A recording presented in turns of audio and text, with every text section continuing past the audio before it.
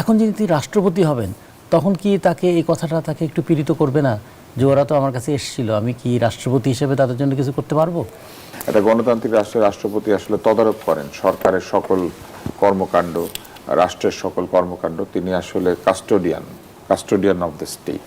তো সেই অর্থে আমার কাছে মনে হয় যে মির্জা ফখরুল ইসলাম আলমগীর তার যে দীর্ঘ অভিজ্ঞতা, তার যে রাজনৈতিক প্রজ্ঞা, তার যে বয়স এবং তার যে রাজনৈতিক ধারাবাহিকতা, সেইখানে তিনি প্রমাণ করেছেন যে তিনি একজন আপাতমস্তক ভদ্রলোক। তিনি তার প্রতিপক্ষের উদ্দেশ্য কখনো কোনো কটূক্তি, বাজে কথা কিংবা বিশ্রী গালিগালাজ করেছেন এটার কোনো ইতিহাস নাই। তিনি সর্বদা নম্র ভদ্র এমন একজন মানুষ যে তাকে আসলে অন্য দলের মানুষও পছন্দ করেন। এবং রাষ্ট্রপতি হতে গেলে আসলে যদি কোনো দলীয় ব্যক্তি রাষ্ট্রপতি পদে আসেন তাহলে দল এর চেয়ে ভালো কাউকে নির্বাচন করতে পারত বলে আমার মনে হয় না। যে দীর্ঘদিন যিনি দলকে নেতৃত্ব দিয়েছেন এবং সফলতা অর্জন করেছেন, একটা গণ অভ্যুত্থানের নেতৃত্ব দিয়েছেন, ফ্যাসিবাদের বিরুদ্ধে লড়েছেন, নির্বাচনে জয়লাভ করেছেন, এমন একজন অভিজ্ঞ, এবং শুধু অভিজ্ঞ না, তিনি রাজনীতিতে একজন ভালো মানুষ, একজন ভালো রাজনীতিবিদ, ভদ্র পরিশ্রিত মানুষ হিসেবে পরিচিত। সুতরাং তিনি এখন শুধু আর দলের নেতা নন, তিনি এখন পুরো রাষ্ট্রের জনগণের নেতা, তিনি এখন সবার নেতা। তিনি এখন দল মত ঊর্ধ্বে উঠে গিয়ে আমাদের দেশকে নেতৃত্ব দেবেন। কিন্তু রাষ্ট্রপতি হওয়ার পরেও তিনি কি তার অর্পিত সেই দায়িত্বের পাশাপাশি মানবিক দায়িত্বগুলো পালন করতে পারবেন? এটা একটা প্রশ্ন। আর কিছু পরিবর্তন করার ক্ষেত্রে তার ভূমিকা কি থাকবে? প্রধানমন্ত্রীর সঙ্গে পরামর্শ করেই রাষ্ট্রপতি সব কাজ করবেন, এটা হচ্ছে আমাদের সাংবিধানিক নিয়ম। কিন্তু রাষ্ট্রপতির তার বাইরেও কি কিছু করার নেই? একজন প্রধানমন্ত্রী, একজন প্রেসিডেন্ট, এই যে কেমিস্ট্রিটা, একটা সুন্দর সম্প্রীতি, অপূর্ব সম্প্রীতি, এর ফলে দেশ এগিয়ে যাবে। এবং তিনি নিশ্চয়ই এখন আর দলের নেতা না, তিনি রাষ্ট্রের নেতা এবং জনগণের নেতা। একজন পরীক্ষিত মানুষই তো রাষ্ট্রপতি হবেন। রাষ্ট্রপতি কি এমন মানুষ হবেন যিনি খুব দ্রুত বিচলিত হয়ে যান, তিনি ঘন ঘন তার দল এবং মত পরিবর্তন করেন, যার মতের এবং পথের কোনো স্থিরতা থাকে না? তাহলে এরকম মানুষকে নিয়ে তো আমরা সব সময় সন্দেহ এবং সংশয়ের মধ্যেই থাকব। সে কারণেই আমরা মনে করি যে রাষ্ট্রপতি পদটা যেহেতু রাষ্ট্রের 1 নম্বর নাগরিক, তিনি সেই পদটা অন্তত একটু সম্মানজনক পদ, তার সম্মান রক্ষা করতে পারেন এইরকম ব্যক্তিত্ব সম্পন্ন মানুষদের রাষ্ট্রপতি হওয়া দরকার। যদিও আমাদের পার্লামেন্টারি ফর্ম অফ গভর্নমেন্টে রাষ্ট্রপতির কাজের পরিধিটাও খুব ছোট এবং ক্ষমতাটাও খুব সীমিত, তারপরেও এটা একটা পদ, তো সে কারণে বিএনপি হয়তো কোনো ঝুঁকি নিতে চাইলেন না, এমন একজনকে রাষ্ট্রপতি হিসেবে তারা মনোনীত করলেন যিনি বিএনপির দীর্ঘদিনের দুঃসময়েও যেমন তিনি কাণ্ডারি ছিলেন, আবার বিএনপির সুসময়েও তিনি কিন্তু তার ধৈর্য হারাননি। মানে অনেক সময় হয় কি, দুঃখের সময় ধৈর্য রাখাটা সহজ, কারণ তখন করার কিছু থাকে না। ধৈর্যটা আসলে কমে যায় মানুষের যখন তার ক্ষমতা থাকে, তখন বেপরোয়া হয়ে যান, কখনো কখনো সীমার ঠিক লঙ্ঘনের মতো ঘটনাও ঘটে। কখনো কখনো এরকম হয় যে ক্ষমতা দেখাবার জন্য অতীতের সংযমগুলোও ভুলে যান। সেই জায়গায় মির্জা ফখরুল নির্বাচিত হওয়ার পরেও এখনও পর্যন্ত তার আচরণে এবং তার কথায় সেই সংযমের কোনো ঘাটতি লক্ষ্য করা যায়নি, বরঞ্চ তিনি কখনো কখনো তার দলের কর্মকাণ্ডেও কিছু বিরক্ত হয়েছেন, কিছু সংশয় প্রকাশ করেছেন, এবং কখনো কখনো তার একটু হতাশাও ছিল যে অভ্যুত্থান হলো, এত কিছু হলো, পরিবর্তন তো তেমন দেখছি না। তাহলে এইটা যিনি বলতে পেরেছেন, তার মানে তিনি তার শাসনামলে অন্তত এই 6 মাসও যে তিনি খুব স্বস্তিতে নাই সেটা তিনি বলেছেন। আত্মসমালোচনার জায়গাটা আমরা দেখেছি, এবং এটাই আমার মনে করি যে একজন মানুষের থাকা উচিত, এটা ব্যক্তিগত দিক থেকে। কিন্তু রাষ্ট্রপতি পদটা শুধু ব্যক্তিগত ব্যাপার না, এটা একটা তো রাষ্ট্রীয় পদ, এটা একটা রাষ্ট্রীয় দায়িত্ব, এর সঙ্গে দল যুক্ত আছে, ক্ষমতাসীন দল যুক্ত আছে, ফলে একজন মানুষ একা একা চাইলেও কিছু করতে পারবেন না। এই ক্ষেত্রে তিনি হয়তো আরেকটা মানসিক যন্ত্রণার মধ্যে পড়ে যাবেন কিনা, যে যা করতে চেয়েছিলাম তার কিছু করতে পারছি কিনা, অথবা যা করা উচিত বলে মনে করি রাষ্ট্রপতি হিসেবে সেটা করার কোনো ক্ষমতা তার নেই।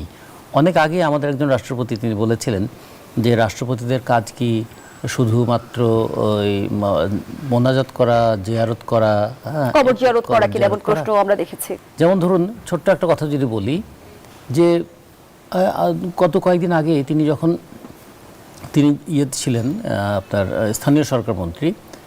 গ্রাম পুলিশ নামে একটা প্রতিষ্ঠান আছে, হ্যাঁ, সেখানে প্রায় 48,000 গ্রাম পুলিশ সদস্য আছে। তাদের বেতন হচ্ছে মাত্র 7,400 টাকা বা 6,500 টাকা। তো তারা তার সঙ্গে দেখা করে বলেছিলেন যে আমাদের জীবনমানের সঙ্গে সঙ্গতিপূর্ণ অথবা জীবনমান বাড়ানোর জন্য আমাদের মজুরিটা কি বাড়বে না, বেতনটা কি বাড়বে না, রাষ্ট্রের সমস্ত দায়িত্ব পালন করি, প্রায় 71 ধরনের কাজ করি, আমাদের কি অন্তত রাষ্ট্র এখানে আমাদের প্রতি একটু সম্মানজনক মজুরি পাওয়ার ক্ষেত্রে ভূমিকা পালন করবে না? তো যখন তিনি ছিলেন স্থানীয় সরকার মন্ত্রী, তখন এটা তার অধীন ছিল। এখন যদি তিনি রাষ্ট্রপতি হবেন, তখন কি তাকে এই কথাটা তাকে একটু পীড়িত করবে না যে ওরা তো আমার কাছে এসেছিল, আমি কি রাষ্ট্রপতি হিসেবে তাদের জন্য কিছু করতে পারবো? ফলে এগুলো অনেক কিছু আছে। তারপরে এলাকার মানুষের অনেক কথা আছে। দেশে গণতন্ত্র সেটা প্রতিষ্ঠার সংগ্রাম করতে গিয়ে অনেক ধরনের নিপীড়নের মধ্যে পড়তে হয়েছে, এমনকি ময়লার ট্রাক পোড়ানোর মামলাও তো তার বিরুদ্ধে হয়েছিল। তো তিনি যখন ক্ষমতায় থাকবেন, রাষ্ট্রপতি থাকবেন, তখন তার দলের সরকার কি কারো বিরুদ্ধে এরকম কায়েমি মামলা দেবে? কিংবা আগের সরকার অনেক চিহ্নিত দাগী আসামিকেও তাদের মামলা হওয়ার পরে, বিচারের পরে, শাস্তি হওয়ার পরেও সে শাস্তি রাষ্ট্রপতি মওকুফ করে দিয়েছেন। তাহলে রাষ্ট্রপতি যখন একটা শাস্তি মওকুফ করে দেন, তখন কি হয়? বিচার বিভাগ সেখানে অসহায় হয়ে পড়ে যে বিচার বিভাগ নানা কিছু করে তা একজনকে শাস্তি দিল। মানুষও জানে, গণমানুষও জানে যে তিনি একজন চিহ্নিত অপরাধী, কিন্তু রাষ্ট্রপতির সাধারণ ক্ষমা তিনি পেয়ে যান। এখন মির্জা ফখরুলের কাছেও কি এই ধরনের সুপারিশ আসবে? রাষ্ট্রপতি হিসেবে তিনি কি সেগুলো করবেন? ফলে এই প্রশ্নগুলো, একজন সজ্জন মানুষের কিন্তু অনেক সমস্যা। যদি তিনি বেপরোয়া হন, কারো কথা কেয়ার না করেন, তাহলে তার কিছুই আসে যায় না। কিন্তু যখন তিনি কেয়ার করবেন, তখন তাকে কিন্তু ড্যাম কেয়ার হলে চলবে না। তখন তাকে বলতে হবে, রাষ্ট্রের একজন 1 নম্বর নাগরিক হিসাবে আমি তো কখনো 2 নম্বর কাজে স্বাক্ষরিত করতে পারি না। এই ধরনের নানা চ্যালেঞ্জের মধ্যেও কিন্তু তাকে পড়তে হবে। সব মিলিয়ে আমরা যেটা আশা করব যে ব্যক্তি হিসাবে তিনি সজ্জন, এটা সবার কাছে তিনি পরিচিতি পেয়েছেন। কথাবার্তার দিকে তার সংযম আছে, সেটা স্বীকৃতি তিনি পেয়েছেন। দীর্ঘদিনে তিনি অনেক কষ্ট স্বীকার করেছেন এবং তাতেও তার রুচির মান নষ্ট হয়নি। যেখানে আমাদের বাংলাদেশে গালিগালাজের সংস্কৃতিটাকে প্রধান, গালি দেওয়াটাকে বীরত্ব বলে মনে করে, অন্যকে মানে দমন পীড়ন করাটাকে একটা ক্ষমতার বহিঃপ্রকাশ এবং দম্ভ বলে মনে করে, সেই জায়গায় তার মুখের ভাষা কখনোই তার রুচির সীমা লঙ্ঘন করেনি। এগুলো মানুষকে ভাবিয়েছে যে এরকম মানুষই তো রাষ্ট্রপতি হওয়া দরকার। কিন্তু রাষ্ট্রপতি হওয়ার পরেও তিনি কি তার অর্পিত সেই দায়িত্বের পাশাপাশি মানবিক দায়িত্বগুলো পালন করতে পারবেন? এটা একটা প্রশ্ন। আর কিছু পরিবর্তন করার ক্ষেত্রে তার ভূমিকা কি থাকবে? প্রধানমন্ত্রীর সঙ্গে পরামর্শ করেই রাষ্ট্রপতি সব কাজ করবেন, এটা হচ্ছে আমাদের সাংবিধানিক নিয়ম। কিন্তু রাষ্ট্রপতির তার বাইরেও কি কিছু করার নেই? যদি বলি সাংবিধানিক যে পদগুলো আছে, যেমন আমাদের নির্বাচন কমিশন, আমাদের এনার্জি রেগুলেটরি কমিশন, এবং জুলাই সংস্কারে তো আমরা ক্ষমতার ভারসাম্যের বিষয়ে বেশ কিছু প্রস্তাবও দেখেছি। হ্যাঁ, সে প্রস্তাবগুলো এখনো বাস্তবায়িত হয়নি, কিন্তু এখনো যেগুলো আছে সেক্ষেত্রেও তিনি কি কিছুটা ভূমিকা পালন করবেন? কিংবা প্রধানমন্ত্রীর সঙ্গে তার সম্পর্কটা কি এরকম থাকবে? এটা শুধু আনুগত্যপূর্ণ সম্পর্ক, নাকি এটা পারস্পরিক পরামর্শ এবং সহযোগিতামূলক সম্পর্ক? আমরা অনেক সময় আনুগত্যমূলক সম্পর্ক হতে দেখেছি। রাষ্ট্রপতিও যদি অনুগত হয়ে থাকেন, তাহলে মানুষ বুঝবে যে আসলে কারো কিছু করার নেই। আমরা অনেক সময় বলি না, যেটা অগণতান্ত্রিক রাষ্ট্র, অগণতান্ত্রিক সরকার, অগণতান্ত্রিক ব্যবস্থা, এটা কিন্তু এমনি এমনি হয় না। একটা স্বৈরাচার কিন্তু একটা ব্যক্তি ইচ্ছা করলে স্বৈরাচার হয়ে যেতে পারে না, যদি সিস্টেম্যাটিক প্রবলেমটা না থাকে। সিস্টেমের মধ্যে যদি সমস্যা থাকে, তাহলে এটাই কিন্তু একটা মানুষকে স্বৈরাচারী বানিয়ে দিতে পারে। ফলে সেক্ষেত্রে আমাদের একটা ওভারওয়েলমিং মেজরিটি আছে, 2/3 মেজরিটি আছে, যেটাকে অনেক সময় ব্রুট মেজরিটি বলে। ব্রুট মেজরিটি যেন একটা ব্রুটাল শাসনের দিকে দেশটাকে নিয়ে না যায়। এবং যারা রতন, বিগত সময় আমরা দেখেছি যে রাষ্ট্রপতির সাংবিধানিক নিরপেক্ষতার যে জায়গাটি, সেটি দলীয় প্রভাব মুক্ত হতে পারেনি।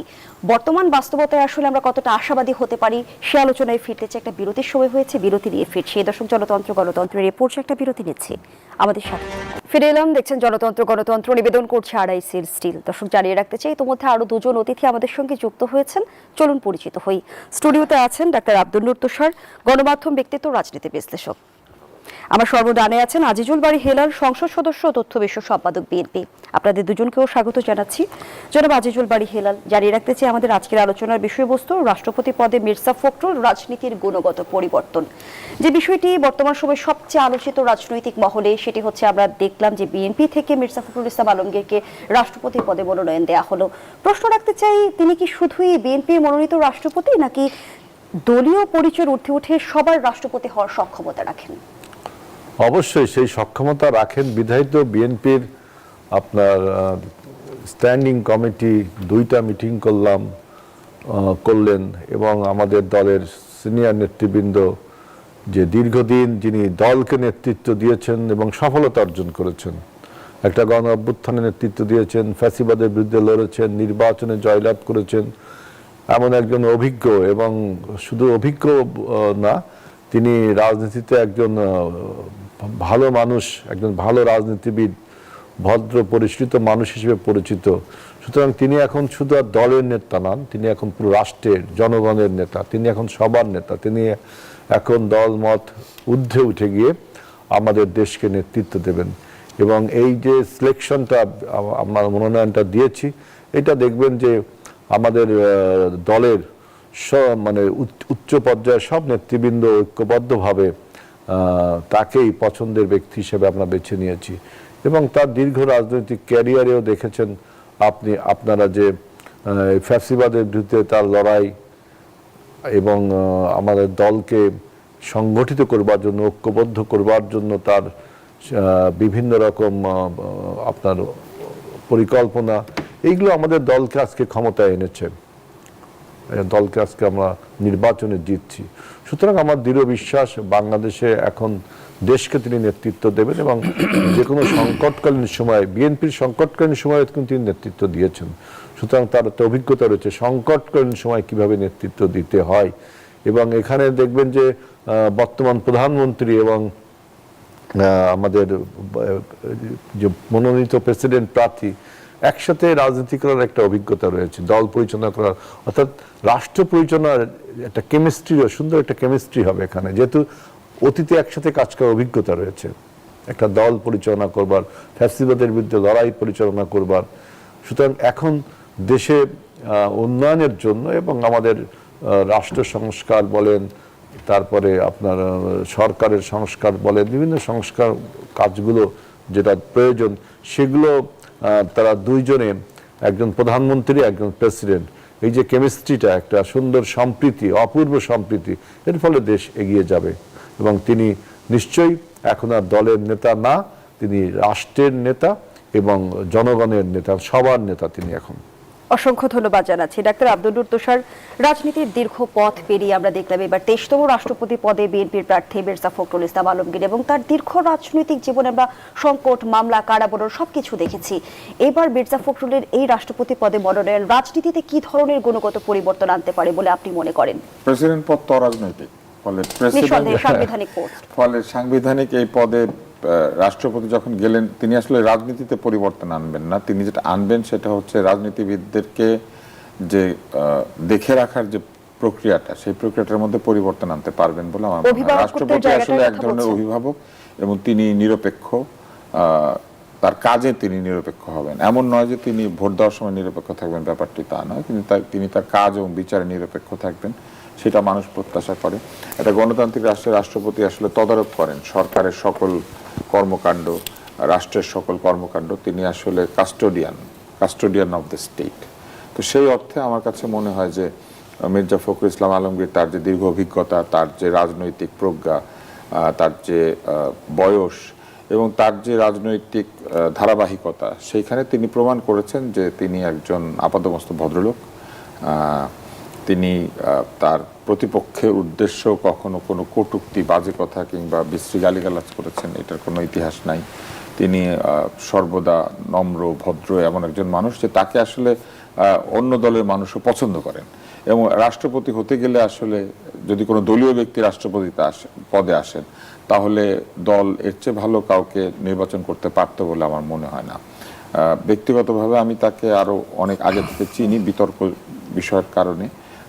তিনি তার পরিবারের তার্কিকরা ছিলেন এবং আমি সবসময় যতবারই তার সঙ্গে আমার দেখা হয়েছে, তিনি হাস্যোজ্জ্বল হয়ে হাত বাড়িয়ে দিয়েছেন, তিনি এগিয়ে এসেছেন এবং তিনি মানে যেটা হয় যে একজনের সাথে আরেকজনের দেখা হলে যে অভিবাদন করা, সেই ব্যাপারটা তিনিই প্রথম করেছেন। এই বিষয়গুলো আসলে একজন মানুষের যে আভিজাত্য সেটাকে প্রমাণ করে। আভিজাত্য শব্দটাকে অনেকে পছন্দ করে না, কিন্তু আমার কাছে মনে হয় যে রাষ্ট্রপতি পদ একজন অভিজাত ব্যক্তির জন্য হওয়া উচিত এবং তিনি একটা ভালো সিলেকশন।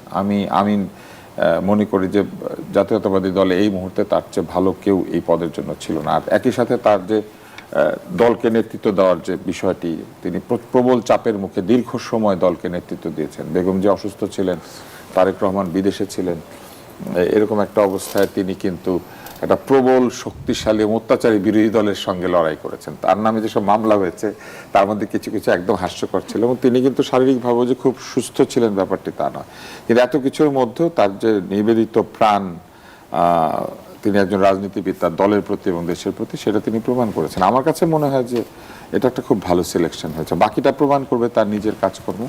আমার মনে হয় তিনি সেইখানেও রাষ্ট্রপতি পদের প্রতি মর্যাদা করবেন এবং দলমত নির্বিশেষে বাংলাদেশের সকল নাগরিকের যে রাষ্ট্র, সেই রাষ্ট্রের তিনি রাষ্ট্রপতি হবেন আর কি, সেটা আমরা আশা করি। ধন্যবাদ জানাচ্ছি জনাব রাজিকুজ্জামান রতন। যেমনটি ডাক্তার আব্দুল নূর তুষার বলছিল যে রাষ্ট্রপতি পদ সাংবিধানিক একটি পদ, সেই জায়গা থেকে সাংবিধানিক যদি আমরা নিরপেক্ষতার বিষয়টি বুঝতে চাই, সরকারের সঙ্গে তার সম্পর্ক এবং ক্ষমতার ভারসাম্যের জায়গায় আসলে কিভাবে তিনি তার প্রভাব রাখবেন? রাষ্ট্রপতি পদটা যেমন একদিকে সাংবিধানিক, আরেকদিকে খুব সংবেদনশীল। মানুষ তো যে কোনো বিপদে কোথায় যাবে? যদি সংসদে যায় তাহলে প্রধানমন্ত্রীর কাছে, আর যদি রাষ্ট্রের কাছে যায় তাহলে রাষ্ট্রপতির কাছে। যেমন ধরুন, এর আগে আমি গ্রাম পুলিশদের কথা বলেছিলাম। এখন ধরুন, বাংলাদেশের আউটসোর্সিংয়ের সঙ্গে যুক্ত 6 লক্ষের উপর তরুণ যুবক, যারা কি ধরনের যে একটা মানবেতর জীবনযাপন করে। এই শ্রমিকরাও কিন্তু কিছুদিন পরে তারা দেখবেন যে তারা স্মারকলিপি নিয়ে হয়তো রাষ্ট্রপতির কাছে যাবেন, যে মাননীয় রাষ্ট্রপতি, আমাদের মহামান্য রাষ্ট্রপতি আমাদের জন্য কিছু একটা করেন। সেই সময় আমার যেটা মনে হয়, একজন সজ্জন ব্যক্তির জন্য একটা কঠিন সময় হবে তখন। একদিকে রাষ্ট্রের পরিকল্পনার বাইরে কিছু করতে পারবেন না, আর একদিকে তার মন হয়তো চাইবে যে তাদের জন্য কিছু একটা করি। তো এই যে একটা যে ক্ষমতার ভারসাম্যের কথা আমরা অনেক সময় বলি, ক্ষমতা কিন্তু শুধুমাত্র প্রশাসনিক ক্ষমতা না, মানুষের দুঃখ দূর করার ক্ষমতাটাও তো ক্ষমতা, মানুষের সমস্যা সমাধানের ক্ষমতাটা তো ক্ষমতা। কিন্তু রাষ্ট্রপতির হাতে সেই ক্ষমতাটা থাকবে কিনা, আছে কিনা, এটা তো মানুষ খুব একটা খুঁজে পায় না। অনেক সময় জন্য বলে এটা একটা অর্নামেন্টাল পোস্ট, এটা শুধুমাত্র পয়লা বৈশাখ, ঈদের দিন তারা একটু অভ্যর্থনা জানাবেন। কিন্তু আমরা চাইবো যে মির্জা ফখরুল তার আজীবন তিনি শ্রমজীবী মানুষের দুঃখ দুর্দশাটা দেখেছেন তার দলের মতো করে। আমরা বাসদ যেভাবে দেখি, বিএনপি সেভাবে দেখে না, কিন্তু তারপরেও তো তার দলে তো লক্ষ লক্ষ কৃষকরা আছে, তার দলে তো লক্ষ লক্ষ শ্রমিকরা আছে, তাই না? কিংবা ধরুন, চোখের সামনে যখন রাষ্ট্রায়ত্ত চিনিকলগুলো বন্ধ হয়ে যাচ্ছে, তখন তিনি ওই অঞ্চলের মানুষ হিসেবে তার কি কষ্ট লাগে নাই? পাটকল বন্ধ হয়ে গেলে তার কি কষ্ট লাগে নেই? এখন তিনি যদি দেখেন তার সামনে যদি এই সমস্ত মানুষগুলো, এই সমস্ত শ্রমজীবী মানুষরা আসে, কিংবা দেশের স্বার্থের কথা যদি তিনি ভাবেন, তখন তিনি কি করবেন? তার কলমটা কি শুধু পরীক্ষিত রাজনীতিক দলীয় রাজনীতির ঊর্ধ্বে ওঠা আসলে কতটা কঠিন? ঊর্ধ্বে উঠতে পারবেন না, বা ঊর্ধ্বে উঠতে চাইবেনও না তিনি। এবং তিনি তো এতদিন ধরে বিএনপির মধ্যে কিন্তু নানা টানাপোড়েন হয়েছে, কিন্তু তিনি অন্তত বিএনপির স্বার্থটাকে রক্ষা করার চেষ্টা করেছেন সর্বোচ্চ মানে সামর্থ্য দিয়ে। সেদিক থেকে বিএনপির ঊর্ধ্বে তার ওঠার ইচ্ছাও নাই এবং তিনি চাইবেনও না তিনি এটা। কিন্তু তিনি যা চাইবেন, অন্তত বিএনপিকে একটা ডেমোক্রেটিক পার্টি হিসেবে যেন সে অপারেট করতে পারে। বিএনপি যেন জনগণের দাবিগুলোকে উপেক্ষা না করে, বিএনপি যেন জনগণের দাবিটা মানার ক্ষেত্রে সর্বোচ্চ ভূমিকা পালন করে। নিজের জীবনে যেমন তিনি পরিমিতিবোধ স্বাক্ষর রেখেছিলেন, ঠিক তেমনি আমাদের এখানে যেন আবার মেগা প্রকল্পের নামে মেগা দুর্নীতি না হয়, সেই ব্যাপারেও তিনি কখনো কখনো হয়তো তার সেরকম ক্ষমতা নাই, কিন্তু তিনি তো বলতে পারবেন। এই বলার জায়গাটা আমার ধারণা তার রক্ষা করাটা দরকার। তাহলে মানুষ ভাববে যে অভিভাবকের একটা বিষয় আছে। পরিবারও দেখবেন না যে আমাদের বুড়ো দাদারা কিংবা আমার নানিরা কিংবা দাদিরা, তারা তো সব কিছু করে না, কিন্তু তারপরে বলে, আমার বাবাকেও হয়তো ডেকে বলছে এই কাজটা কিন্তু এইভাবে একটু করো। তার মানে এটাও কখনো কখনো একটা অভিভাবকের এক ধরনের কিন্তু কখনো কখনো অনুরোধটাও একটা শক্তি থাকে। কখনো কখনো শুধু ধমকের শক্তি দিয়ে মানুষ চলে তা না, কখনো কখনো পরামর্শের শক্তিটা খুব বড় শক্তি। যেমন এই যে তুষার ভাই একটা বই পড়ছেন, সেই কতদিন আগে যুদ্ধ জয়ের কৌশল নিয়ে চীনা দার্শনিক তিনি এটা লিখেছেন। তো এখন যুদ্ধটা কি? শুধু অস্ত্রের যুদ্ধ কি যুদ্ধ? রাজনীতিও তো একটা যুদ্ধ। চীনের নেতা মাও সেতুং একটা কথা বলেছিলেন যে politics is a war without bloodshed, মানে এটা একটা যুদ্ধের মধ্যে আছে, রক্তপাত হয় না, কিন্তু রক্তপাত না হলেও কিন্তু নানা ধরনের রক্তক্ষরণ এখানে হয়। সেই জায়গায় একজন রাষ্ট্রপতির ভূমিকাটা কি হবে, এটা কিন্তু খুবই মানে মানুষ দেখতে চাইবে। এবং বিশেষ করে যারা নিপীড়িত, যারা একটু বঞ্চিত, তারা সবসময় কোথাও না কোথাও একটু অবলম্বন ধরতে চায়। এই জন্য দেখবেন যে মিছিলগুলোর গতিমুখটা কোন দিকে হয়, চলো প্রধানমন্ত্রীর কার্যালয়ের দিকে যাই। তারা মনে করে প্রধানমন্ত্রী না হলে বোধহয় আমাদের সমস্যাটা কেউ সমাধান করবে না। এখন হয়তো এটাও এরকম আসবে, চলো একটু রাষ্ট্রপতির দিকে যাই। সেই সময় রাষ্ট্রপতির দরজাটা যেন উন্মুক্ত থাকে, তিনি সমস্যার সমাধান করার তো পরের প্রশ্ন, সমস্যাটা শুনবেন। অন্তত এইরকম যেন মনে হয় যে আউটসোর্সিংয়ের নেতারা গেলেন তার কাছে, তিনি ডেকে হতে বলে, বাবারা দেখো এই হচ্ছে রাষ্ট্রের অবস্থা, আমি এই করতে পারি। মানে মানুষের কাছে যেন এই মেসেজটা যায়, আমাদের এমন একজন রাষ্ট্রপতি আছেন যিনি আমাদের বেদনার অংশীদার, যিনি আমাদের কথাটা শোনেন, যিনি কথাটা শুনে কথাটা কোথায় গিয়ে বললে কাজ হবে সেই জায়গাটা দেখিয়ে দেন। তিনি তার নিজের লিমিটেশনটা জানেন এবং তিনি তার রেসপন্সিবিলিটিটাও জানেন। আমার এই রেসপন্সিবিলিটি আমি বলে দেব যে এটা এই কাজটা যেন হয়। তো ফলে এইরকম একটা ভূমিকা যদি পালন করে, যেটা ওই যে হেলাল ভাই যেটা রসায়নের কথা বলেছেন, তাহলে এই রসায়নটা ভালো থাকবে। এটা যেন আনুগত্যমূলক রাষ্ট্রপতি না হয়, এটা যেন কর্তৃত্বমূলক রাষ্ট্রপতি না হয়, এটা যেন একটা দারুণ ডেমোক্রেটিক মানে বলবো যে কেমিস্ট্রি এখানে থাকে, যে প্রধানমন্ত্রীকেও তিনি কখনো কখনো পরামর্শ দেন, প্রধানমন্ত্রীও কখনো তাকে গুরুত্ব দেন, এবং রাষ্ট্রপতি প্রধানমন্ত্রী মিলে দলের অভ্যন্তরে এবং দেশের মধ্যে একটা নিরপেক্ষ, কার্যকর, তাৎপর্যপূর্ণ একটা শাসন পরিচালনা করতে পারেন। আমরা শুধু একটা কথা বলে শেষ করি, আমাদের একজন রাষ্ট্রপতি ছিলেন, তাকে আমরা খুব বেশি মনে রাখি নাই, তার নাম শাহাবুদ্দিন, বিচারপতি শাহাবুদ্দিন। তিনি কিন্তু আমাদের দেখা রাষ্ট্রপতির মধ্যে তার পলিসি নিয়ে আমাদের অনেক ডিবেট আছে। তিনি শ্রমিকদের ব্যাপারে নিষ্ঠুর ছিলেন, সেটা ঠিক, কিন্তু তার ব্যাপারে তিনি যেটা ছিল, তার যতটুকু তার জন্য বরাদ্দ, তার বাইরে একটা পয়সা তিনি কিন্তু খরচ করেননি। তিনি যদি কোনো বাড়তি খরচ করেন সেটা তার বেতন থেকে তিনি কিন্তু সেটা দিয়ে দিয়েছেন। এই যে একটা দৃষ্টান্ত তৈরি করা, যে পরিমিতি বোধের মধ্যে থাকা, রাষ্ট্রের সম্পদ অপচয় না করা, তার জন্য যেটুকু বরাদ্দ তার মধ্যেই তাকে চলা, এটা কিন্তু একটা দৃষ্টান্ত দেখিয়ে গিয়েছেন। আমরা মনে করি আগামীতে আমরা আরও ভালো দৃষ্টান্ত এরকম দেখতে পাবো। তাহলে দেশের মানুষ বুঝবে যে সিস্টেমটা না পাল্টাতে পারলেও পার্সন কখনো কখনো সিস্টেমকেও পাল্টানোর ক্ষেত্রে উদ্বুদ্ধ করে। ধন্যবাদ জানাচ্ছি জনাব রাজিকুজ্জামান রতন। জনাব আজিজুল বারী হেলাল, মহাসচিবের বিদায় বিএনপিতে কে হতে যাচ্ছেন আমরা যদি বলি মির্জা ফখরুলের উত্তরসূরি? দেখেন, প্রথমে তুষার ভাই একটা কথা বলছে যে বিএনপিতে আর কেউ ছিল না, এইটা আমি একটু কমপ্লিট করতে চাই যে আরো ছিল, among them he is the best, এবং এই আরো যারা ছিল তারা সবাই মিলেই তাকে নির্বাচিত করছে। এটা হলো ডেমোক্রেসি বিউটি। ঠিক মহাসচিবের বিষয়টা, বিএনপিতে আপনি দেখেন প্রায় 50 বছরের একটি দল, অজস্র নেতাকর্মী এই দল আপনার তৈরি করেছে, আবার অন্য অন্য দল থেকেও প্রচুর লোক এখানে এসছেন, এই দল নিজস্ব জেনারেশনও অনেক। সুতরাং এই মহাসচিবের যে প্রতিযোগিতাটা, যেহেতু এখন আমাদের সম্মেলন এখন না, এই মুহূর্তে না, তবে এখন আমি আমার নিজের অনুমান থেকে বলছি হয়তো অ্যাক্টিং কেউ একজন দায়িত্ব পালন করবেন। সেখানে যদি এখন যে আমাদের ফরমেশনটা আছে সেইটা মেনটেনও করতে পারেন, আবার নতুন কোনো মহাসচিবকে নতুন কোনো একজনকে ভারপ্রাপ্ত দায়িত্ব দিয়ে পরে নির্বাচনের মাধ্যমে জয়লাভ করতে পারেন। আর একটা বক্তব্য তুষার ভাই বলছেন, তুষার ভাই বক্তব্য বলছে যে পলিটিক্যাল পদ না, এই যে পলিটিক্স, এই যে রাষ্ট্রপতির পদটা দেশের সর্বোচ্চ পদ, হ্যাঁ সাংবিধানিক পদ, এই পদ পলিটিক্যাল না। সবাই, আমিও স্বীকার বলছি যেহেতু কাগজে কলমে আছে, কিন্তু ফিলোসফিক্যালি আমি এটা মানতে চাই না যে প্রত্যেকটা মানুষ তো মানে বিশেষ করে রাজনৈতিক অঙ্গনে প্রবেশ করে বা না করে। যে আমরা জানি যে অ্যারিস্টটল একবার অ্যারিস্টটল বলেছে যে মানুষ জন্মগতভাবে পারিবারিক, তারপরে হয় সামাজিক, এরপরে সে রাজনৈতিক হয়ে যায়, তাই না? অর্থাৎ তার একটা রাজনৈতিক আইডেন্টিটি আছে। তা না হলে দেখেন যে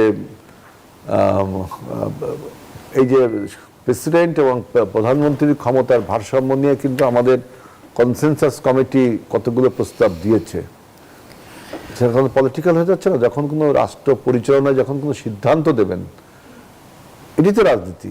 ক্ষমতার ভারসাম্যের কথাটি বলা হয়েছে। সেটা রাজনীতি না। ইভেন আপনি দেখেছেন যে বাংলাদেশের এই রাষ্ট্রপতি নিয়ে কতগুলো ঘটনা ঘটে গেছে। আব্দুর রহমান বিশ্বাসের সময় একরকম ঘটনা ঘটেছে, সেটা রাজনৈতিকভাবে তাকে মোকাবেলা করতে হয়েছে।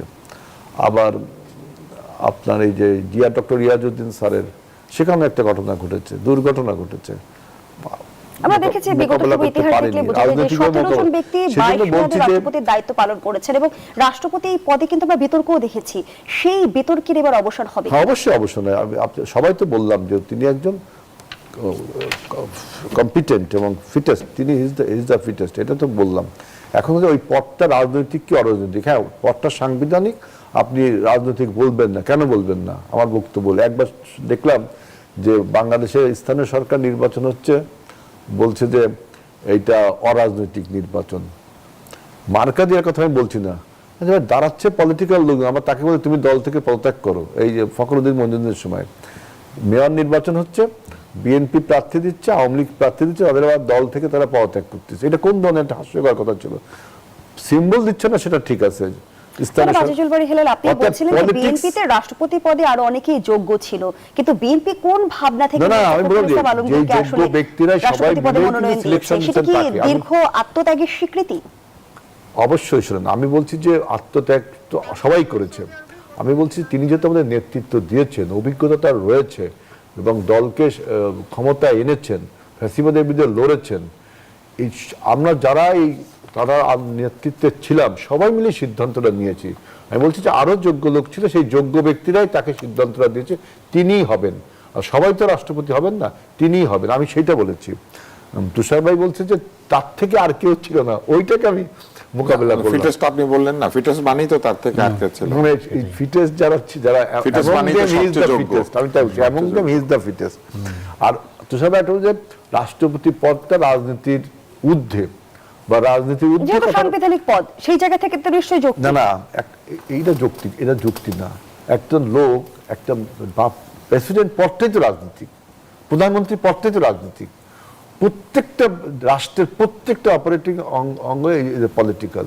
এখন আপনি বলতে পারেন যে ওইটা কিন্তু রাজনৈতিক না, যেমন বলেছিলেন যে মেয়র নির্বাচনে বিএনপির থেকে প্রার্থী দিচ্ছে, আমি মনে করি বিএনপির তথ্য সম্পাদক, আমাকে পদত্যাগ করতে হবে। আমি বলি যে কোন ধরনের কথা? মানে পলিটিক্সকে আপনি এত কনসাইজ করছেন, এত সরাই দিচ্ছেন কেন? রাজনীতির এরিয়া তো অনেক বড়। এখন রাষ্ট্রপতি যে তিনি হচ্ছেন, তিনি সবার রাষ্ট্রপতি, একইভাবে প্রধানমন্ত্রীও সবার প্রধানমন্ত্রী, একইভাবে যিনি মন্ত্রী হন তিনিও সবার মন্ত্রী। এই যে আমি মনে করেন এমপি হয়েছি, ছোট্ট একটা পদ, আমি বিএনপির ভোটে এমপি হয়েছি, জনগণের ভোটে এমপি, আমি শুধু বিএনপির এমপি, আমি ওই আমার 4 লাখ ভোটের সবারই এমপি, যারা আমাকে ভোট দেন তাদেরও আমি এমপি। এইটাই তো বক্তব্য। কিন্তু দিন শেষে আপনার একটা দলীয় পরিচয় তো রয়েছে। তো রাষ্ট্রপতির দলীয় পরিচয় নেই? রাষ্ট্রপতির দলীয় পরিচয় আছে কি? এখন ওই যে আপনি পদত্যাগ করতে বলছেন, দলীয় পরিচয় থাকবে না। দলীয় পদত্যাগ করলে আপনার দলীয় পরিচয় থাকলো না, কিন্তু তিনি তো একটা রাজনৈতিক ব্যক্তিত্ব, আমি সেটা বলছি। তার রাজনৈতিক সত্তাকে আপনি কি মুছে ফেলতে চাচ্ছেন? তিনি যে সিদ্ধান্তগুলো দেন সেটাও রাজনৈতিক। কিন্তু রাষ্ট্রপতির সাংবিধানিক নিরপেক্ষতা নিশ্চিত করার একটা কথা বলা রয়েছে। কি নিরপেক্ষতা? সাংবিধানিক নিরপেক্ষতা।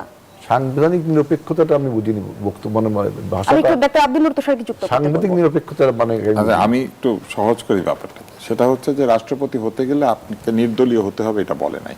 যেটা বলেছে আপনি দলীয় লোক হলে দল থেকে পদত্যাগ করতে হবে, অর্থাৎ দলের কোনো দায়িত্ব আর আপনার উপরে থাকবে না। দল সংক্রান্ত কোনো ধরনের মতামত আপনি দিতে পারবেন না, দলের কোনো কার্যক্রমে অংশ নিতে পারবেন না। আপনি এতদিন যে দল করেছেন সেই দলের সঙ্গে আপনার মানসিক সম্পর্ক থাকতে পারে, কিন্তু আপনার কোনো প্রাতিষ্ঠানিক সম্পর্ক থাকবে না। আপনি তাদের কোনো সিদ্ধান্ত কোনো জায়গাতে আপনার উপস্থিতি আর থাকবে না। ফলে কি হলো, তাকে পদত্যাগ করতে হবে এই দল থেকে। পদত্যাগ করে তাকে প্রথমে দল থেকে বিচ্ছিন্ন হয়ে তাকে রাষ্ট্রের দায়িত্ব নিতে হবে। রাষ্ট্র দলের না, রাষ্ট্র নাগরিকের, সরকার দলের, এটা বুঝতে হবে। প্রধানমন্ত্রী দলের প্রধানমন্ত্রী হন প্রথমে, তারপর সেইখান থেকে তিনি সকলের হয়ে ওঠেন। কিন্তু রাষ্ট্রপতি দল থেকে বিযুক্ত হয়ে তিনি আর দলের লোক থাকেন না, তিনি হয়ে যান রাষ্ট্রের লোক। তিনি হচ্ছেন নাগরিকের সেই দল নিয়ে আমি তার রাজনৈতিক যে রাজনৈতিক এন্টিটি তার আছে, কিন্তু সেই তার কর্মকাণ্ড থেকে তিনি তো অবসর নিচ্ছেন। এখন ধরেন অবসরপ্রাপ্ত সেনাপতি আর অ্যাক্টিভ সেনাপতি, দুজনের মধ্যে একটা তফাৎ আছে না? অবসরপ্রাপ্ত সেনাপতি দলের দাওয়াতে যাবেন, কিন্তু মানে সামরিক দাওয়াতে যাবেন। এখন এই রাষ্ট্রপতি দল তাকে দাওয়াত দিলে তিনি যাবেন, কিন্তু আগে যখন তিনি দলের স্বার্থ রক্ষা করতেন, মাছ খাচ্ছেন, মাছের ঝোল খাচ্ছেন না, কিন্তু এখন তো রাষ্ট্রপতি দলের স্বার্থ রক্ষা করবেন না। এখন তো রাষ্ট্রপতি দলের স্বার্থ রক্ষা করবেন না, এখন তিনি সর্বক্ষেত্রে দেশের স্বার্থকে প্রাধান্য দেবেন। এখন ধরেন যদি একটা নির্বাচন হয়, ধরেন সেই নির্বাচনে দল যদি চায় কোন কর্মকাণ্ড পরিচালনা করতে, রাষ্ট্রপতি তো আসলে দলের হয়ে সেটা করবেন না। ধরেন নির্বাচন কমিশন তৈরি হবে, সেই নির্বাচন কমিশন তৈরি করার ক্ষেত্রে তিনি তো দলের মতামত গ্রহণ করে নির্বাচন কমিশনকে নিয়োগ করবেন না। এই জিনিসগুলি রাষ্ট্রপতির কাছ থেকে আশা করা হয়, অর্থাৎ রাষ্ট্রপতি তার কাজের ক্ষেত্রে একইভাবে প্রাইম মিনিস্টারও আপনার যদি প্রাইম মিনিস্টার দলের কাছে দায়বদ্ধ থাকেন। প্রাইম মিনিস্টার কেন দলের কাছে দায়বদ্ধ থাকে? কারণ দলীয়ভাবে নির্বাচিত ব্যক্তিরা তাকে প্রাইম মিনিস্টার নির্বাচিত করেন। সংসদ একটা দলীয় জায়গা, সেখানে তিনি দলকে প্রতিনিধিত্ব করেন, করে তিনি দেশের প্রধানমন্ত্রী হন। আচরণে প্রধানমন্ত্রীকেও দেশেরই প্রধানমন্ত্রী হতে হয়, সকলের প্রতি সুবিচার করতে হয়, কিন্তু তিনি যদি দলের স্বার্থে কোনো সিদ্ধান্ত নেন সেটাকে আপনি সমালোচনা করতে পারবেন না। কিন্তু রাষ্ট্রপতি যদি দলের স্বার্থে কোনো সিদ্ধান্ত নেন সেটাকে আপনি সমালোচনা করতে পারবেন। জনাব আব্দুল নূর তুষার, আমরা দেখলাম যে 35 বছর পর এবার রাষ্ট্রপতি নির্বাচনে ভোট গ্রহণ হতে যাচ্ছে, কিন্তু প্রশ্ন আসে যে কতটা প্রতিদ্বন্দ্বিতাপূর্ণ হবে এই নির্বাচন। প্রশ্নটি রাখছি, আমি বিরতি নিয়ে ফিরছি। দর্শক, জনতন্ত্র গণতন্ত্রের এই পর্যায়ে আবারও বিরতি নিচ্ছি, সাথে ফিরে এলাম। দেখছেন জনতন্ত্র গণতন্ত্র, নিবেদন করছে আড়াইসির স্টিল। আমরা আবারও ফিরছি আলোচনায়। ডাক্তার আব্দুল নূর তুষার, আমরা দেখছি এবার 35 বছর পর রাষ্ট্রপতি নির্বাচনে ভোট গ্রহণ অনুষ্ঠিত হতে যাচ্ছে, এবং আমরা যেমনটি দেখলাম যে পরাজয় জেনেও রাষ্ট্রপতি নির্বাচনে প্রার্থী দিয়েছে জামায়াত জোট। যদি একটু জানতে চাই কতটা প্রতিদ্বন্দ্বিতাপূর্ণ নির্বাচন হবে? না, নির্বাচনের প্রতিদ্বন্দ্বিতা হওয়ার তো কোনো সুযোগ নাই। সংসদীয় নির্বাচনে মানে সংসদের মাধ্যমে নির্বাচিত রাষ্ট্রপতি, তিনি তো আসলে পরোক্ষ ভোটে নির্বাচিত রাষ্ট্রপতি, জনগণ তো তাকে সরাসরি ভোট দেয় না। ধরেন এখন যদি এরকম হতো যে বিএনপি একজন প্রার্থী দিত আর জামাত একজন প্রার্থী দিত এবং সরাসরি ভোট হতো, তাহলে জনগণ একটা পক্ষ নিতে পারতো। হয়তো এমন হতো যে অলি আহমেদ সাহেব জিতে যাবেন, যদিও জেতার কোনো সম্ভাবনা তার নাই, কিন্তু এমনকি সরাসরি ভোটেও জেতার সম্ভাবনা তার ছিল না, যেহেতু 70 অনুচ্ছেদের বাধ্যবাধকতা রয়েছে। 70 অনুচ্ছেদ ছাড়াও ধরেন এখন যদি সরাসরি ভোট হতো, জনগণ দুজনের মধ্যে ভোটাভুটি করতো, তাহলে ওলি আহমেদ সাহেব জিততেন না। কিন্তু এইখানে যেটা ঘটবে যে সংসদীয় পদ্ধতিতে যার কাছে সংসদের সংখ্যাগরিষ্ঠতা থাকে তিনি রাষ্ট্রপতি বা সেই দলই রাষ্ট্রপতি নির্বাচন করতে পারে। সেই হিসেবে বিএনপির মনোনীত রাষ্ট্রপতি হবেন, এটা আমরা এখন জানি। এবং সেক্ষেত্রে কি ঘটবে সেটা হলো যে তিনি রাষ্ট্রপতি হয়ে যাবেন। এই কারণে তো আমরা এত নিশ্চিন্ত হয়ে এই কথাগুলি বলছি। ফলে নির্বাচনে প্রতিদ্বন্দ্বিতা আশা করার কিছু নাই। যেমন আজিজুল বারী হেলাল যে বিষয়টি আসলে ইঙ্গিত করেছেন যে রাষ্ট্রপতি সাংবিধানিক পদ হলেও রাজনীতির ঊর্ধ্বে ওঠার সুযোগ নেই, এই বিষয়টিকে সমর্থন করেন কি? না, রাষ্ট্র তো রাজনীতি, মানে রাষ্ট্র তো নির্মাণ করেছে রাজনীতি, কিন্তু রাজনীতির ঊর্ধ্বে উঠে যাওয়ার মানে কি? রাজনীতির ঊর্ধ্বে উঠে যাওয়ার মানে হচ্ছে তার সিদ্ধান্তগুলি রাজনৈতিক পক্ষপাত বিযুক্ত হবে, সেক্ষেত্রে তার বক্তব্যগুলি রাজনৈতিক পক্ষপাত বিযুক্ত হবে। তিনি যখন দলে ছিলেন তখন দলের নেতা বাদে অন্য কোনো নেতাকে নিয়ে বক্তৃতা দিতেন না, কিন্তু তিনি যখন রাষ্ট্রপতি হবেন তখন তিনি বাংলাদেশের সকল রাজনৈতিক নেতা যাদেরকে তিনি উপযুক্ত মনে করেন তাদের নাম তিনি উল্লেখ করবেন। কিন্তু বিগত সময়ে আমরা দেখেছি সাংবিধানিক পদ থেকে শুরু করে সাংবিধানিক প্রতিষ্ঠানগুলোতে দলীয়করণের এক ধরনের কিন্তু রাষ্ট্রপতি পদটাকে তো দলদাসে পরিণত করে রাখা হয়েছে, এটাই হচ্ছে সমস্যা। কিভাবে দলদাসে পরিণত করা হয়েছে? শেখ হাসিনার সরকার একটা আইন করে গিয়েছেন না, যে আইনের মধ্যে বলা আছে রাষ্ট্রপতি যখন বক্তৃতা দিবেন সংসদে এসে, রাষ্ট্রপতি তো জনসভায় বক্তৃতা দেন না, রাষ্ট্রপতি সংসদে বক্তৃতা দেন, তার সাংবিধানিক দায়িত্ব এটা।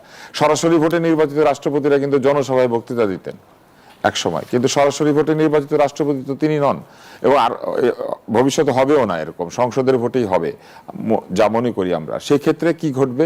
তার বক্তৃতা প্রিপেয়ার করার পরে ক্যাবিনেট সেটা অনুমোদন করবে, এবং ক্যাবিনেট সেটাকে যদি নানান ধরনের সংশোধনী দেয়, সেই সংশোধনী সহই রাষ্ট্রপতিকে সেটা দিতে হবে। ফলে আমাদের দেশের রাষ্ট্রপতিরা এখন বক্তৃতা দেন না, তারা বক্তৃতা পাঠ করেন, যে কারণে শেখ হাসিনার নিযুক্ত রাষ্ট্রপতি, আওয়ামী লীগের নির্বাচিত রাষ্ট্রপতি এইবার সংসদে গিয়ে কি বলেছেন? সেই সরকারকে ফ্যাসিস্ট বলেন নাই। শেখ হাসিনার সরকার থাকলে কি উনি ওখানে দাঁড়িয়ে ফ্যাসিস্ট বলতেন না, কারণ শেখ হাসিনার সরকার তো এই বক্তৃতা তাকে লিখে দিত না। কিন্তু এখন যে সরকার আছেন তারা যে বক্তৃতাটা অনুমোদন করেছেন, সেই অনুমোদিত বক্তৃতা রাষ্ট্রপতি পাঠ করেছেন।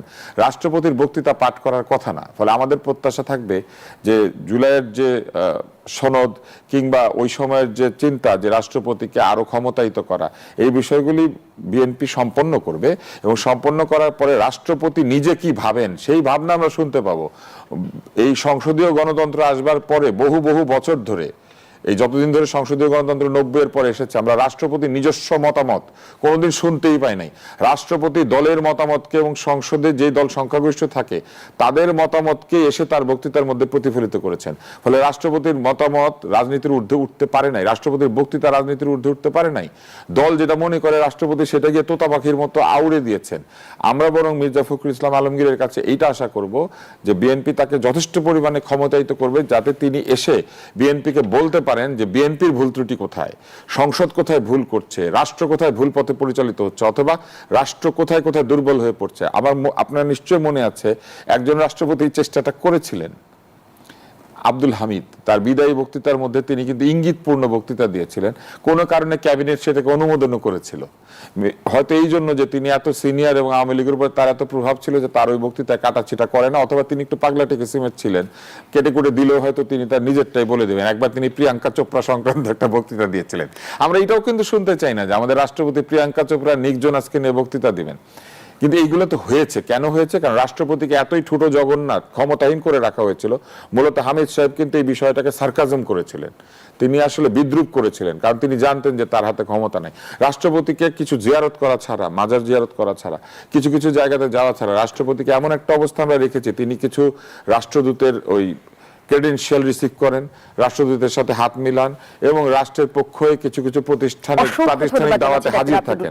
আমরা বরং রাষ্ট্রপতিকে আরো প্রোঅ্যাক্টিভ রোলে দেখতে চাই এবং আমরা মনে করি যে বিএনপি যেহেতু জুলাই সনদের অনেক কিছু বাস্তবায়ন করবে বলেছে, তারা রাষ্ট্রপতির সঙ্গে মাননীয় প্রধানমন্ত্রীর যে ক্ষমতার ভারসাম্য আছে সেটা আরেকটু আনবেন, অন্তত পক্ষে রাষ্ট্রপতি যেন তার নিজের বক্তৃতাটা দিতে পারেন। এইটা আমি আশা করি। হেলাল, সেই বিষয়ে আপনাদের পদক্ষেপ কি হবে? আমার বক্তব্য হলো তুষার ভাই যেটা বললেন যে চুপ্পু, শাহাবুদ্দিন চুপ্পু এবার হাসিনাকে ফ্যাসিস্ট বলেছেন। ওনার বক্তব্য যে এটা হিডেন, গোপন, কেউ লিখে দিছে, হয় বিএনপি লিখে দিচ্ছে, না কেউ লিখে দিচ্ছে না। আমি সেটা বলছি। এখন এটা কেন ভাবতে চান, তিনি নিজেও বলতে পারেন এই কথাটা, তিনি নিজেও বলতে পারেন হাসিনা ফ্যাসিস্ট। শেখ হাসিনা নিযুক্ত রাষ্ট্রপতি আপনার ইয়াজউদ্দিন সাহেব বলছিল না বিএনপির বিরুদ্ধে কথা বলছিল, কিন্তু উনি যখন বিদায় বক্তব্য দেয় ওই যে ফখরুদ্দিন মইনুদ্দিনের ক্ষমতাটা দিয়ে, তখন তিনি একটা বক্তব্য দিয়েছিল বিএনপি, ওটাও লিখে দিয়েছিল। তখন ডাইনামামে তাকাচ্ছিলেন। আমার বক্তব্য হলো যে যখন বলছে যে কথাটা বলছে সেটা পলিটিক্যাল কথা, আর কে লিখছেন এটা কিন্তু আপনার পদ্মার অন্তরালে, এইটা নিয়ে আমি তর্ক করছি না। উনি যে বক্তব্যটা দিচ্ছেন এটা একটা পলিটিক্যাল। আমি রাষ্ট্রপতি পদটা উনি যে কাজই করে সেটা পলিটিক্যাল। যেমন ধরেন যে এই যে কেবল জুলাই সনদ নিয়ে বললেন যে প্রধানমন্ত্রীর সাথে কথা বলে জুলাই সনদ বাস্তব, এটা পলিটিক্যাল। অর্থাৎ আপনি রাষ্ট্রপতি পদটা কিন্তু পলিটিক্যাল ইচ্ছা করলেই বলতে পারছেন না। যেমন ভারতের রাষ্ট্রপতি পদটা কিন্তু আমরা জানি পলিটিক্যাল, সবাই ওইখানে পলিটিক্যাল। কিন্তু ভারতে যখন সেকুলার শিক্ষা ব্যবস্থা চালু ছিল, তখন ভারতের রাষ্ট্রপতি এপিজে আবুল কালাম আজাদ তিনি দক্ষিণেশ্বরের একটা মন্দিরে সফরে যে বলছিল, সেই মন্দিরের উপাধ্যক্ষ মানে ওই মন্দিরের যে অধ্যক্ষ, সে বলছে যে ভারতের শিক্ষা ব্যবস্থার সম্বন্ধে আপনি কিছু বলুন। তো বলছে ভারতের শিক্ষা ব্যবস্থা যতদিন না স্পিরিচুয়াল এবং সেকুলার শিক্ষার যুগপৎ না হবে ততদিন শিক্ষা ব্যবস্থা উন্নত হতে পারে না। উনি বলছেন এটা পলিটিক্যাল বক্তব্য। আমাদের রাষ্ট্রপতি যদি বলেন যে বাংলাদেশের জ্ঞান বিজ্ঞান শিক্ষা, জ্ঞান বিজ্ঞান উন্নয়নের জন্য সেকুলার এবং স্পিরিচুয়াল শিক্ষার একটা যুগপৎ হওয়া দরকার, এটা পলিটিক্যাল বক্তব্য হয়ে যাবে। উনি যদি করে শিক্ষা ব্যবস্থার একমুখী শিক্ষানীতি চালু করতে হবে, এখানে কোনো মিডিয়াম থাকবে না, সব একই রকম শিক্ষা, পলিটিক্যাল বক্তৃতা। আমি ওই জায়গাটা বলছি যে আপনি খাতা কলমে তাকে আপনি যতই নিরপেক্ষ বানায় রাখেন না কেন, তার প্রতিটি কর্মকাণ্ডই হবে রাজনীতিক। কারণ রাজনীতির এরিয়াটা এত বড়, মানুষ জন্মের পরে আপনার পারিবারিক সামাজিকের পরে রাজনীতিক হয়ে যায়। তিনি রাজনীতি অঙ্গন থেকে আসা একজন মানুষ। আর রাজনীতি পদ আমি মনে করি রাষ্ট্রপতি পদটাই তো যে সুচারুভাবে বলছে যে রাষ্ট্র নির্মাণ করে, জাতি গঠন করে রাজনীতিবিদরা। সুতরাং এইটাকে আপনারা যেভাবেই বলুন না কেন যে জুলাই সনদ বাস্তবায়ন, রাজনীতির ঊর্ধ্বে ওঠার সুযোগ নেই আপনার জায়গা থেকে। রাজনীতি কি খারাপ কিছু? নিশ্চয়ই না। তাহলে রাজনীতি দীপ্ত হয়ে কেন? রাজনীতিটা ভালো কিছু, রাজনীতিটা খারাপ কিছু না। মানুষ বলে যে ধর্মের থেকে দূরে থাকেন, ধর্ম কি খারাপ কিছু? এই যে বয়ানগুলো, এইগুলো হলো আপনার একটা গ্রুপ অফ স্কুলসের একটা বয়ান। জি, যে ধন্যবাদ ধর্মকে জানাচ্ছি খাটো করা, জনাব আজিজুল রাজনীতিকে বারী খাটো হেলাল। করা, ধন্যবাদ আমি এটা জানাচ্ছি। বলছি। জনাব রাজিকুজ্জামান রতন, জি একটা আপনি উদাহরণ যদি দিতে এক লাইনে চাই। বলেন। এই যে এই কাপটা বুঝছেন তরল নিরপেক্ষ, এই কাপের মধ্যে আপনি চা রাখতে পারবেন, কফি রাখতে পারবেন, পানি রাখতে পারবেন, নিষিদ্ধ পানিও রাখতে পারবেন, কিন্তু এই কাপটা তরল নিরপেক্ষ। তো বিষয়টা হচ্ছে রাষ্ট্রপতি হচ্ছে এই কাপের মতো। এই কাপ যেমন সকলকে জায়গা দিতে পারে, রাষ্ট্রপতিকেও সকল দলমত নির্বিশেষে সকল মতামতকে জায়গা দিয়ে এই নিজের কাপে তো মতামত solid দিতে থাকতে হবে। পারে ভাই। জি, অসংখ্য এইটা ধন্যবাদ আপনার জানাচ্ছি solid জনাব থাকতে পারে, রাজিকুজ্জামান তরল রতন। solid থাকতে রাজনীতি, পারে। রাজনীতিকরণ আর দলীয়করণ, এই তিনটির ব্যবধান আসলে কিভাবে আসলে নিশ্চিত করা আসলে সম্ভব? ব্যাপারটা হচ্ছে কি যে ওই ভাই, রাজনীতির ঊর্ধ্বে না, আসলে দলীয়করণের ঊর্ধ্বে উঠতে হবে। যেমন ধরুন আপনার রাজনৈতিক চিন্তা যাই থাকুক না কেন, আপনি যখন অ্যাঙ্করের ভূমিকা পালন করছেন, আপনি কিন্তু চেষ্টা করবেন তিনজনকে একটা মানে সমান ফ্লোর দিতে। সমান ফ্লোর দিতে। এটা না দিলে আপনার প্রতি একটা অসন্তোষ তৈরি হবে, কিংবা অন্যরা বলবে উনি জাস্টিস করেননি। ঠিক তেমনি রাষ্ট্রপতি যখন তিনি চেয়ারটাকে হোল্ড করবেন, আমরা বলবো রাষ্ট্রপতির চেয়ার।